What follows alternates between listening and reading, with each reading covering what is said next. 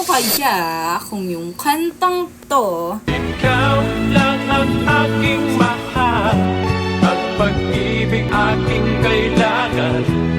Pag-ibig na walang ang aking tunay na nararamdaman.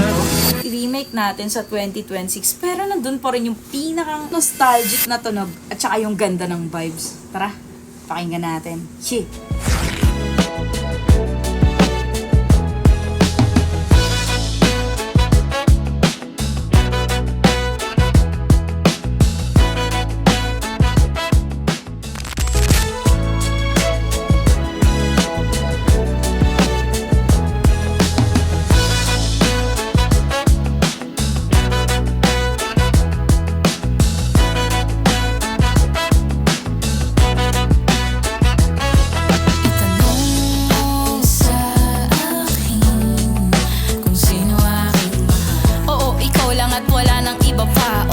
Leron, ikaw lang ang aking sinisinta. Itanong mo sa akin, sagot ko'y di magtatagal. Di na dapat pag-isipan pa, ang tanging isisigaw pangalan mo na dala. Pagkat ikaw lang ang aking mahal, magdagal pa ang hiling sa may kapalat. Ang pag-ibig mo ay aking kailangan, ang natatangi kong isang kayamanan ay ang pag-ibig na walang hangganan at tasahang hanggang sa dulo. Ikaw nag-iisang tahanan ng aking tunay na nararamdaman.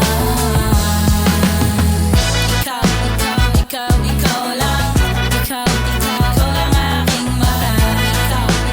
Ikaw lang. Yeah, ikaw lang aking mahal. Handa ako maging pananggalang o pangharang pag may panganib sa iyong dadaanan. Dito lang nakaabang, nakamasid kung kailan mo kakailanganin. Mahal kita, niyayabang kita lagi sa amin. Asana yun sa atin, di lang yung pan-testing. Ang sarap isipin, baby mo, kung hanggang ending. Ako ang Esme, mong takot kung isang araw gigising na lang na hindi kita katapat. Baka wasak lahat, ang bigat, para kung kwento, walang pamagat. Iniisip ko palang malapit na akong maingat. Kaya wag o hindi ko man tiyak kung anong hinaharap. Ikaw lang gusto kong kayakap, magdamag ang ambag. Kung di kayang higitan ang mahalin ka ng sagad at tapat. Nakatodo to, hindi ka binarat, panis lahat ng tumapat. Mahal kita, walang sikreto, ang sarap ipagkalat. Na ikaw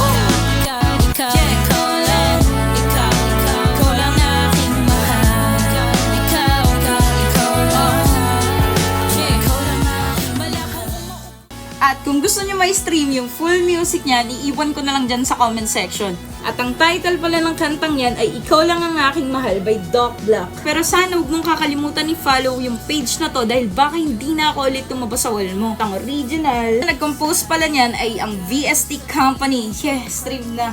Available na yan sa YouTube, sa Facebook, sa lahat ng platform, sa Spotify. Kita-kits dun guys. Yeah, peace out. Isisigaw, inis lang ako pag ikaw ay